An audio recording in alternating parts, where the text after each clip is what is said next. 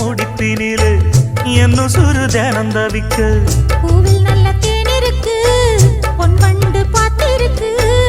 இன்னும் என்ன தாமதமோ மாமனுக்கு சம்மதமோ